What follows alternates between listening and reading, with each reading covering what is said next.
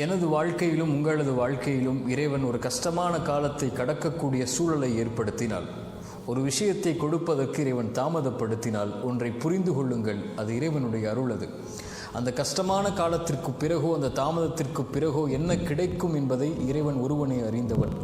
நம்மை பொறுத்தவரை காத்திருப்பு மட்டும்தான் நம்மால் முடியும். இறைவன் நோயை கொடுத்தால் தான் சுகத்தை கொடுக்க முடியும். இறைவன் கஷ்டத்தை கொடுத்தால் தான் இன்பத்தை உணர முடியும். வழியை கொடுத்தால் தான் அந்த வழி மறைந்ததற்கு பிறகு வரக்கூடிய மகிழ்வை அனுபவிக்க முடியும். உலகத்தில் இருள் வந்தால் எப்படி வெளிச்சம் வருமோ அதுபோன்று சிரமங்களும் கஷ்டங்களும் வந்தால்தான் அதற்கு பிறகு வரக்கூடிய நிலைமை இன்பமாக மகிழ்ச்சியாக மாறும். காரியங்கள் அனைத்தையும் அவன்தான் நிர்வகிக்கிறான்.